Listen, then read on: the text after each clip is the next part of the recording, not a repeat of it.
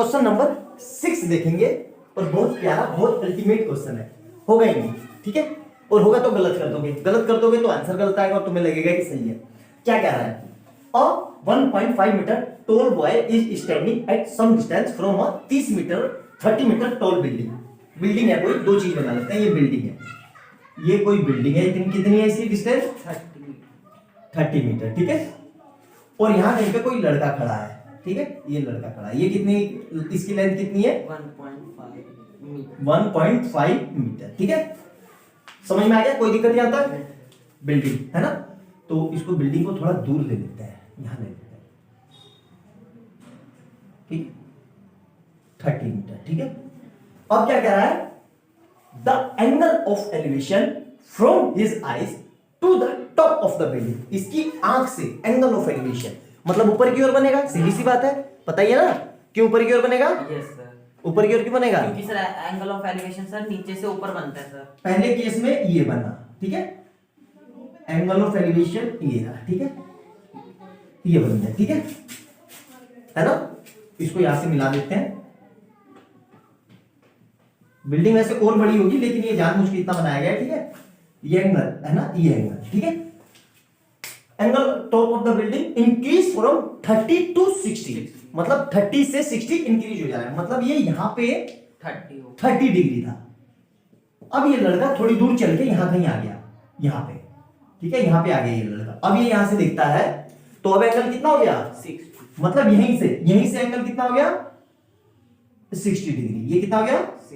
60 degree. यहां तक समझ में आया? Yes sir. क्या कह रहा है? He walked toward the building. Find the distance. He walked toward the building. कौन सी डिस्टेंस निकालनी है? नाम लिख देते हैं, चलो, ठीक है। यहां से नाम लिख देते हैं, A, यहां पे B, यहां C, यहां D। कौन सी डिस्टेंस निकालनी है? Sir AB। AB BC की AC? AB। क्यों? सर क्योंकि सर वो जितना भाग के गया उसकी डिस्टेंस उसकी डिस्टेंस निकालनी है, ये वाली, ये पूरी नहीं निकाली, ये नहीं निकालनी है और ना ये पूरी निकालनी है। उसने क्या कहा?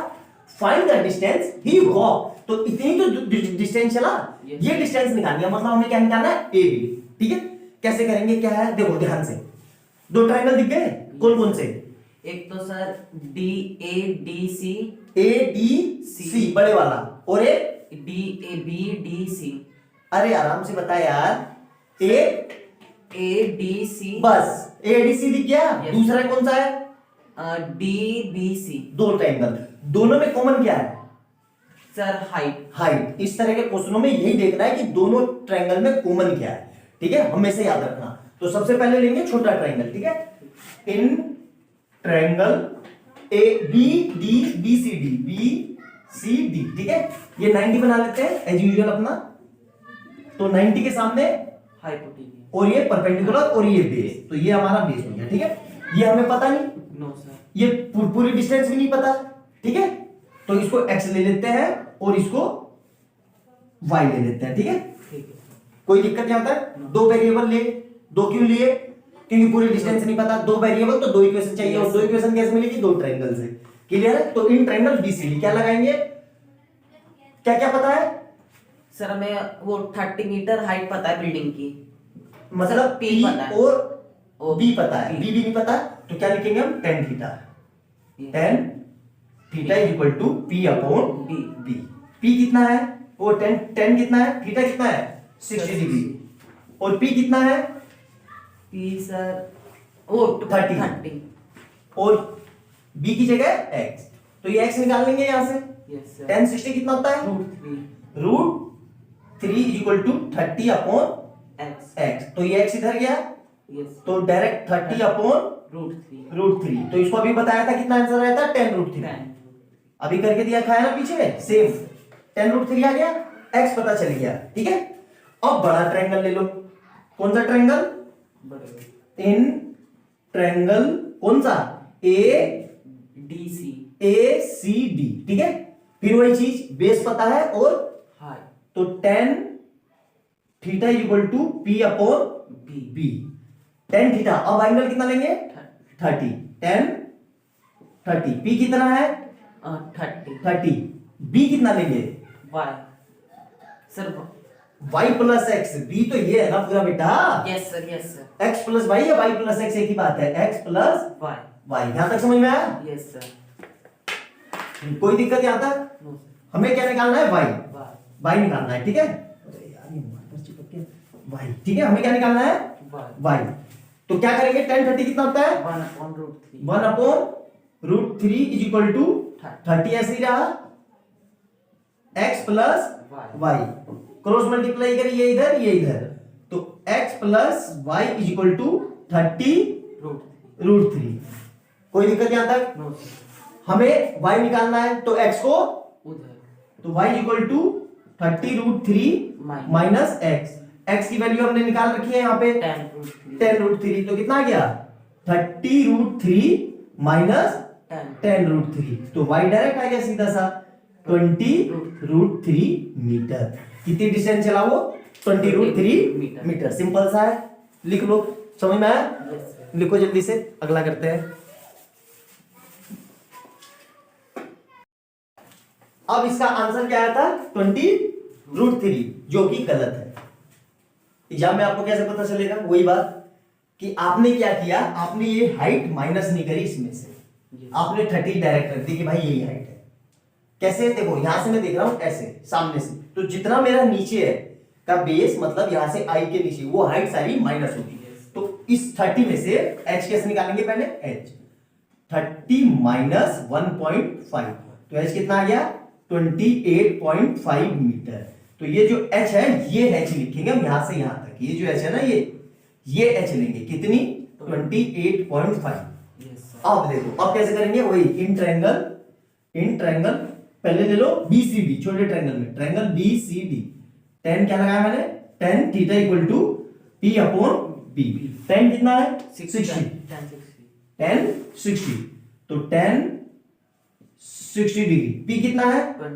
28.5 अपॉन B कितना है? x, तो tan 60 कितना होता है? √3, तो ये कितना आएगा? 28.5 अपॉन x, तो ये इधर और ये इधर, तो x is equal to 28.5 upon √3। यहां तक कोई दिक्कत? No sir.